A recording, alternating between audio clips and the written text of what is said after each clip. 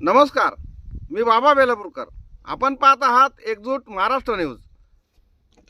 जंतर मंतरवर सुरू असलेल्या आंदोलनास अहिल्यानगर जिल्ह्यातील शेवगाव येथील नागरिकांनी जाहीर पाठिंबा दिला आहे.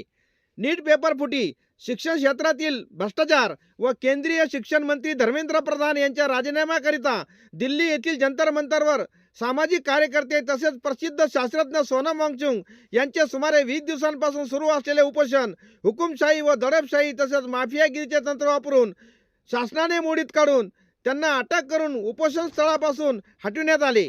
या भ्याड कृत्याच्या निषेधार्थ आणि दिल्ली संसद मोर्चाला पाठिंबा म्हणून आज दिनांक 20/7/2026 रोजी शेवगाव येथील एसटी स्टँड जवळील क्रांती चौकात लोकशाहीवर निष्ठा असणारे पक्ष व सामाजिक संघटनांनी तसेच शालेय विद्यार्थ्यांनी रास्ता रोको करून निदर्शने आंदोलन केले.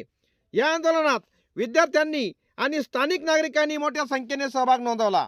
यावेळी भारतीय कम्युनिस्ट पक्षाचे राज्य सचिव कॉम्रेड ॲडव्होकेट सुभाष लांडे, वंचित बहुजन आघाडीचे राज्य उपाध्यक्ष प्राध्यापक किसन चव्हाण, शिवसेना उभाटाचे तालुका अध्यक्ष ॲडव्होकेट अविनाश मगरे, FISFचे वैभव शिंदे, प्राध्यापक मुफीद इनामदार, कॉम्रेड संदीप इथापे, प्यारेलाल शेख, शिवसेना उभाटाचे तालुका उपाध्यक्ष शिवाजी मडके, अजिंक्य लवाट, कानिप कर्डिले, दत्तात्रय आरे, बबनराव पवार, गोरख भापकर, ॲडव्होकेट गणेश ताटे, अभिषेक चौधरी, रंजन लांडे, हिरामन मस्के, अतुल लबडे, अफरोज शेख, सुहास चव्हाण, नामदेव गरड, किसन सभेचे बाबूराव राशीनकर, विष्णू गोरे आदी प्रमुख पदाधिकारी, कार्यकर्ते आणि असंख्य शेवगाव येथील नागरिक उपस्थित होते.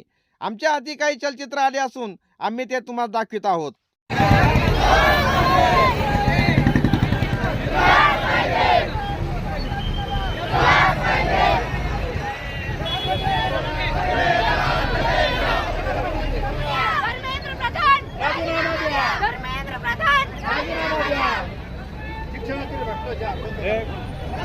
शिक्षणाचा भ्रष्टाचार बंद करा. शिक्षणाचा भ्रष्टाचार बंद करा. विद्यार्थी एकजुटीचा, विद्यार्थी एकजुटीचा. शिक्षण क्षेत्रामधील भ्रष्टाचार, शिक्षण मंत्री धर्मेंद्र प्रधान राजीनामा दो. शिक्षण मंत्री राजीनामा दो. विद्यार्थी एकजुटीचा, विद्यार्थी एकजुटीचा. शिक्षण मंत्री धर्मेंद्र प्रधान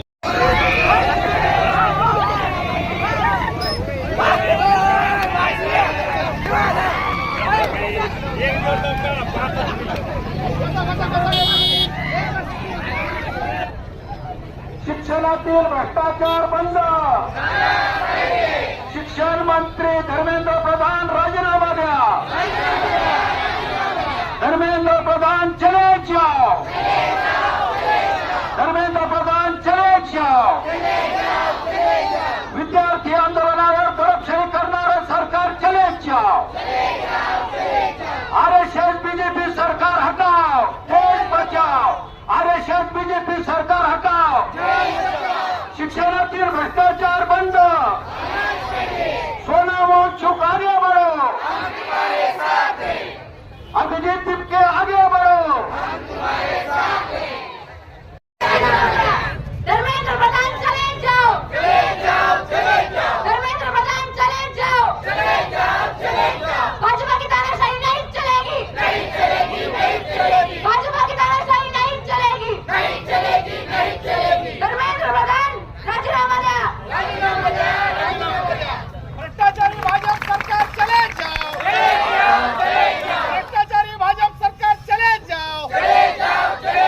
भाजप की तानाशाही नहीं चलेगी. भाजप की तानाशाही नहीं चलेगी. आता वंचित बहुजन आघाडीचे नेते मान्य किसन चव्हाण साहेब,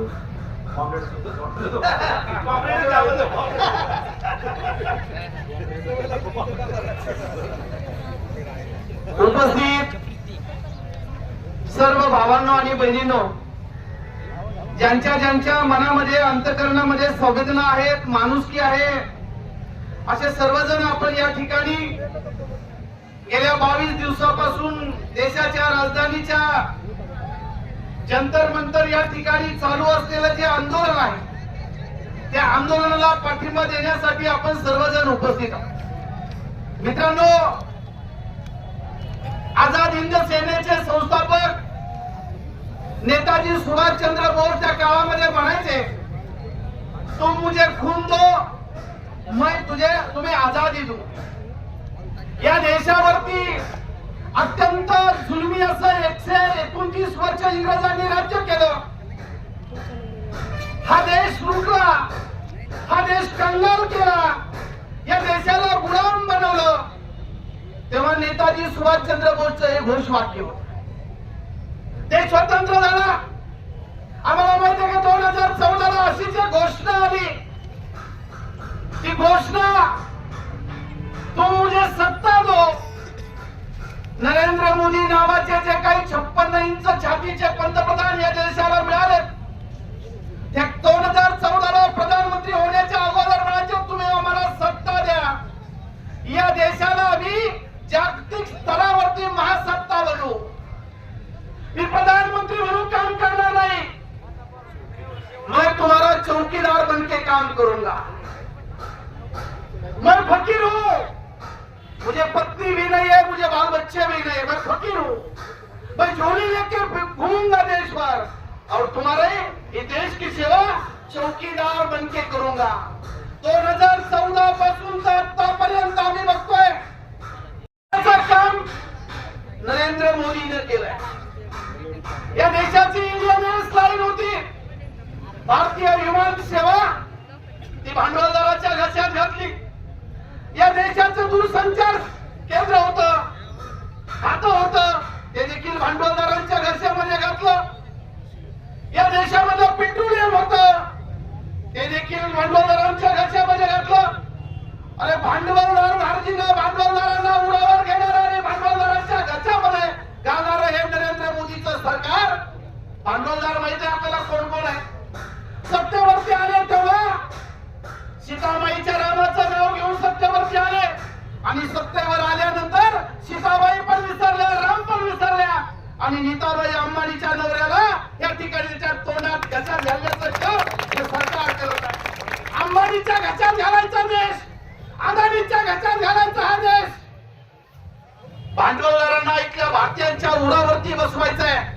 आमचं स्वातंत्र्य गेलं मित्रांनो, 22 दिवस झाले. एक शास्त्रज्ञ, शिक्षण तज्ञ जंतर मंतर वरती उपोषणाला बसतात, स्वतःसाठी नाही. या देशाचे गृहमंत्री तडीपार आहेत, एकेकाळचे गुंड आहेत, गुन्हेगार आहेत, कोर्टाने त्यांना तडीपार केलेलं आहे. ते देशाचे गृहमंत्री आहेत. 22 दिवस एक माणूस शास्त्रज्ञ उपोषणाला बसतात. कारण काय? नीट पेपर फुटी मधला जबाबदार कोण असेल तर शिक्षण मंत्री आहेत. त्या शिक्षण मंत्र्यांनी राजीनामा द्यावा. अरे राजीनामाची मागणी किती साधी आहे. नीट पेपर फुटल्यामुळे 17 विद्यार्थ्यांनी आत्महत्या केल्या. खरं तर त्या शिक्षण मंत्र्यावरती सदोष मनुष्यवधाचा गुन्हा दाखल व्हायला पाहिजे, कारण 17 विद्यार्थ्यांच्या आत्महत्येस कारणीभूत कोण असेल तर हा जो गेंड्याच्या कातड्याचा शिक्षण मंत्री जो बसलाय धर्मेंद्र प्रधान, याने खऱ्या अर्थानं राजीनामा देऊन त्याच्यावरती गुन्हा दाखल व्हायला पाहिजे. पण मित्रांनो, तेवढी नीतिमत्ता त्यांच्याकडे नाहीये. 22 दिवस उपोषणाला बसलेत. रात्री पोलीस येतात, 500 पोलीस येतात. उपोषण बसलेल्या माणसाच्या अंगामध्ये अजिबात त्राण नाही. उचलतात, पांढरा कपडा टाकतात आणि हॉस्पिटलला घेऊन जातात. किती मोठी तानाशाही आहे, किती मोठी दादागिरी आहे. अरे तो विजय मल्ल्या कोट्यवधी रुपयाचा या देशाचा सरकारचा पैसा म्हणून परदेशामध्ये जाऊन बसलाय. इतक्या दिवस त्याच्या मुसक्या बांधून या देशामध्ये आणलं नाही, पण लोकांच्या प्रश्नांसाठी, विद्यार्थ्यांच्या प्रश्नांसाठी सोडून वांचून शास्त्राच्या उपोषणाला बसले. एखाद्या गुन्हेगारासारखं उचलून हॉस्पिटलमध्ये नेऊन टाकलंय. केंद्रीय मंत्रिमंडळामध्ये, राज्याच्या मंत्रिमंडळामध्ये कितीतरी बलात्कारधारी मंत्री आता सत्तेमध्ये आहेत, बलात्कार करणाऱ्या सत्तेमध्ये आहेत. उजळ माथ्याने फिरतात, पोलीस प्रोटेक्शन आहे, मागे पोलिसांच्या गाड्या, पुढे पोलिसांच्या गाड्या. त्यांना अटक केली जात नाही.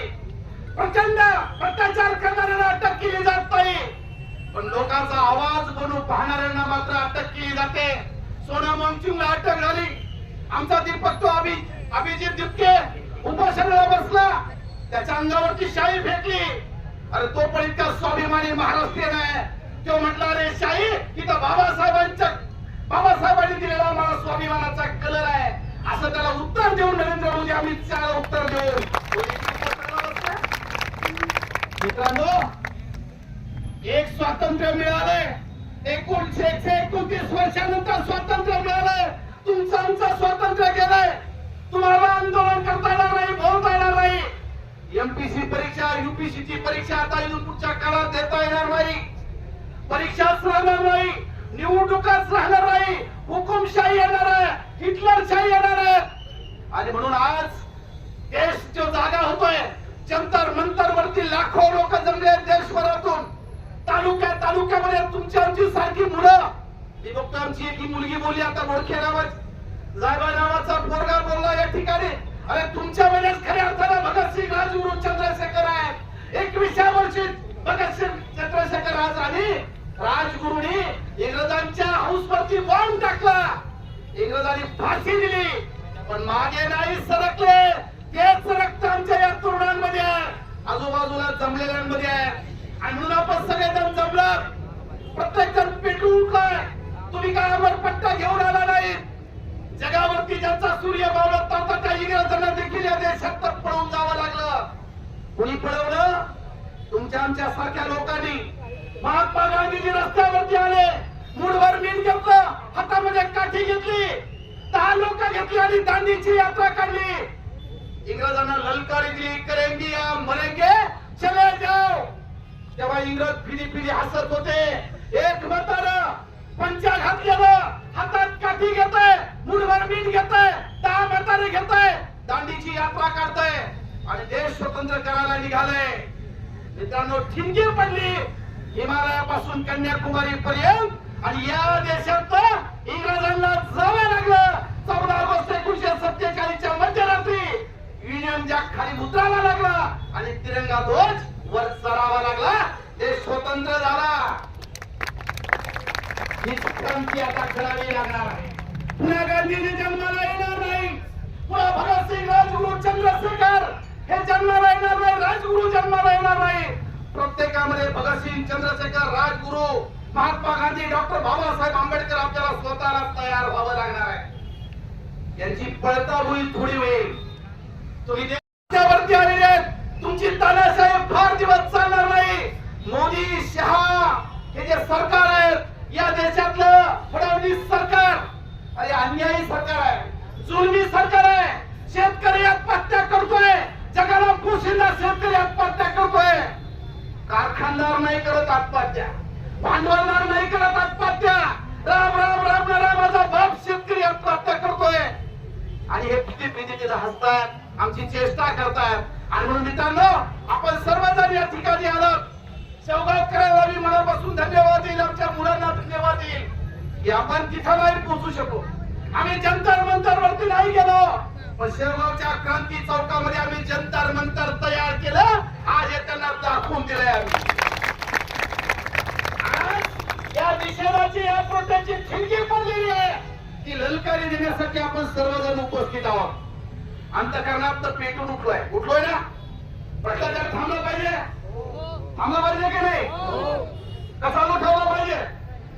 गुन्हेगारी, बलात्कारी लोक मंत्री म्हणून निवडून गेले का? गेले पाहिजे का? भ्रष्टाचार करणारे लोक निवडून गेले पाहिजे का? अरे रामाचं नाव घेऊन सत्तेमध्ये आलेले, राम मंदिरामध्ये चोरी झाली, त्याच्यावरती एक शब्द बोलत नाही. दरोडा टाकलाय राम मंदिरावरती, सगळ्यात लांछनास्पद गोष्ट. मुंह में राम बगल में चोरी. हे दरोडेखोर आहे, दरोडेखोर. आणि राम मंदिरावरती तुमच्या लोकांनी दरोडा टाकला, प्रभू रामचंद्र तुम्हाला कधीच माफ करणार नाही, कधीच माफ करणार नाही.